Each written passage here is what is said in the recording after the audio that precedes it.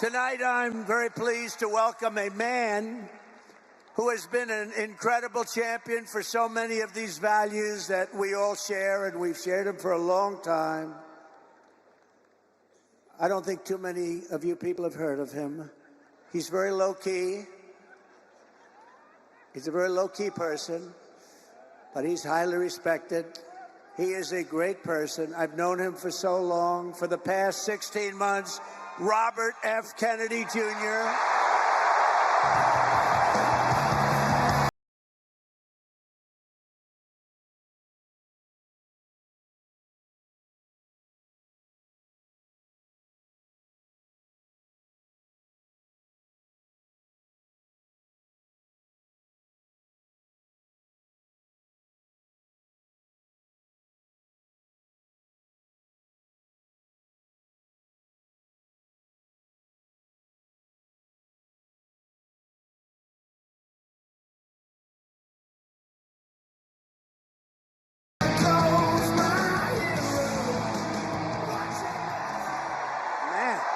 Whoa.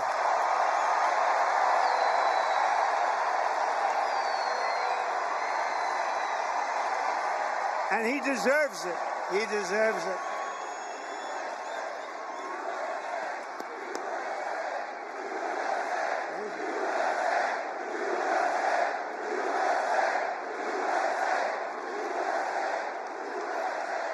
For the past 16 months, Bobby has run an extraordinary campaign for President of the United States. I know, because he also went after me a couple of times. I didn't like it.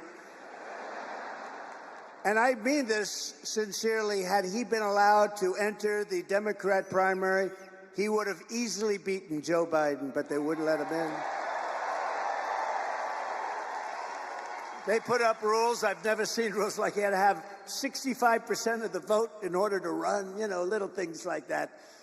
His candidacy has inspired millions and millions of Americans, raised critical issues that have been too long ignored in this country, and brought together people from across the political spectrum in a positive campaign grounded in the American values of his father, Robert Kennedy, a great man, and his uncle, President John F.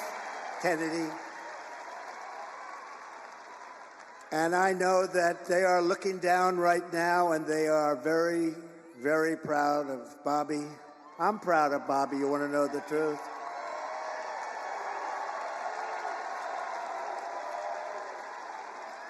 And I don't think I've ever introduced anyone that got applause like he just got. I must tell you, I don't think it's true.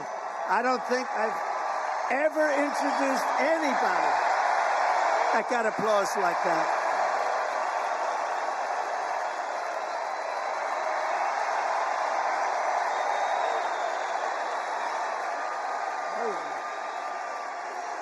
Amazing. It's true.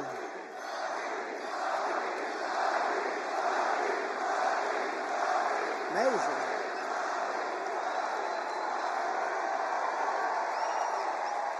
Soon after I can't even believe I have to say this, nearly assassinated in Pennsylvania last month, Bobby called me to express his best wishes.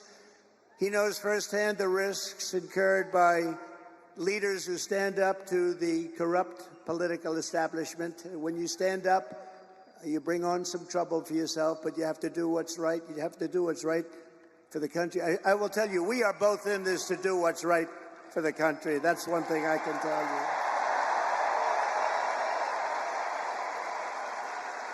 He lost his father and uncle in service to our country, and Bobby himself was subject to repeated threats to his safety during the course of his campaign while being denied protection by the Harris-Biden administration. And this is a tribute in honor of Bobby.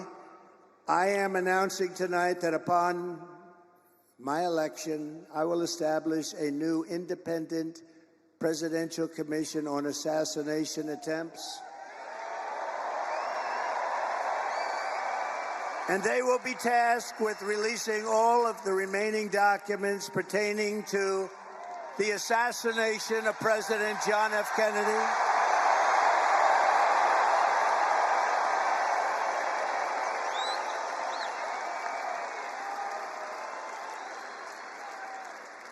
and they will also conduct a rigorous review of the attack last month.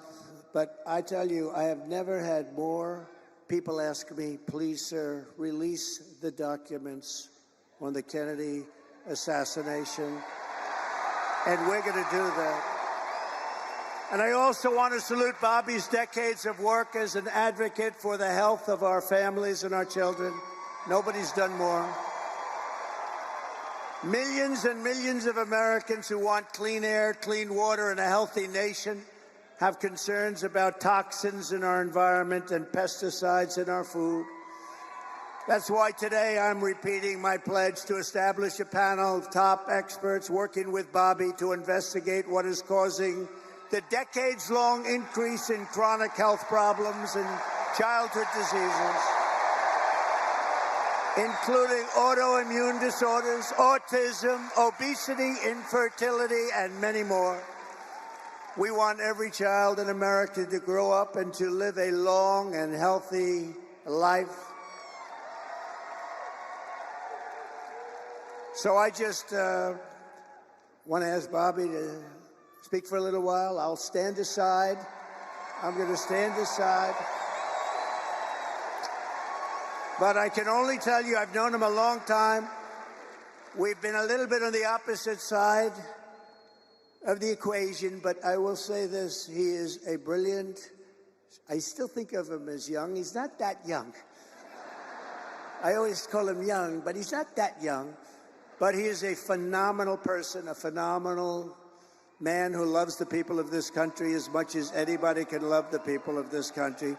So, Bobby, please say a few words. Thank you very much.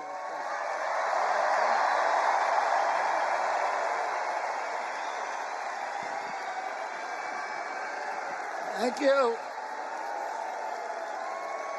Thank you, President Trump.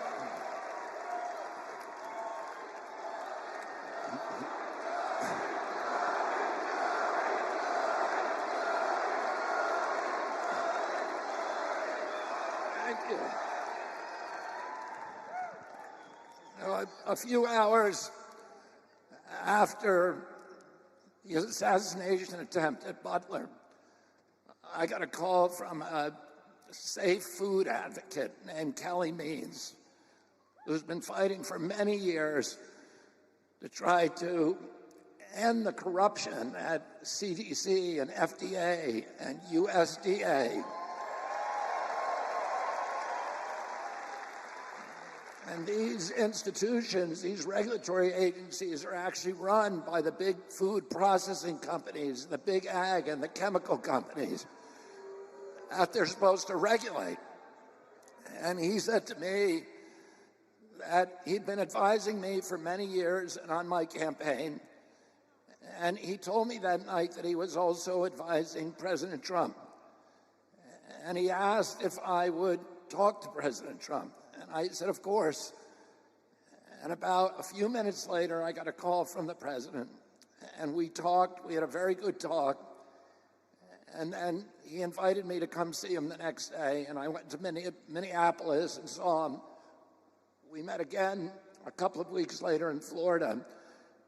And we talked about, not about the things that separate us, because we don't agree on everything, but on the values and the issues that bind us together. And one of the issues that he talked about was having safe food and ending the chronic disease epidemic.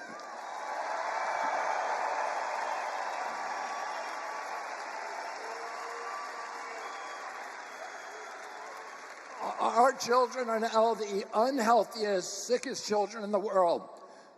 Don't you want healthy children? And don't you want the chemicals out of our food? And don't you want the regulatory agencies to be free from corporate corruption? And that's what President Trump told me that he wanted. He also told me and he wanted to end the grip of the neocons on U.S. foreign policy.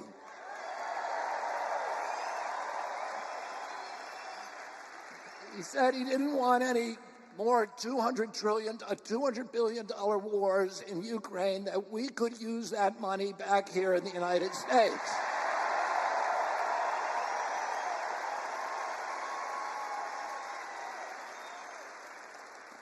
And the best way to build a safe America is to rebuild our industrial base and rebuild the middle class in this country. And don't you want a president who's going to get us out of the wars and who's going to rebuild the middle class in this country?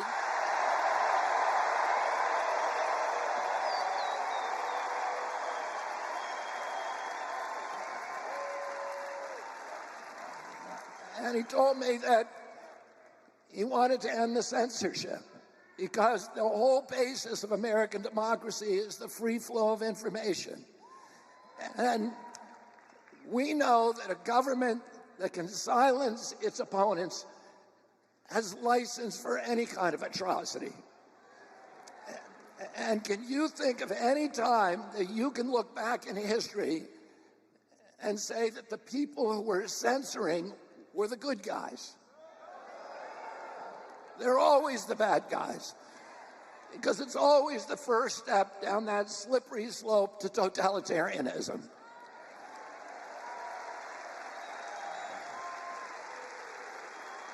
And don't you want a president who's going to protect America's freedoms?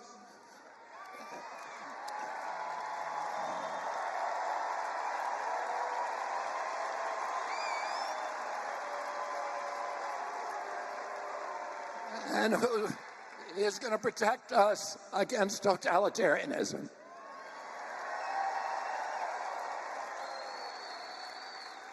And I want to ask you again, don't you want a safe environment for your children? Don't you want to know that the food that you're feeding them is not filled with chemicals that are going to give them cancer and chronic disease?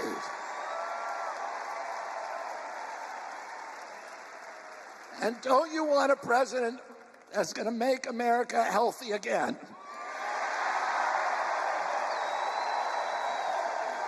Thank you all very, very much, and God bless you, and God bless America.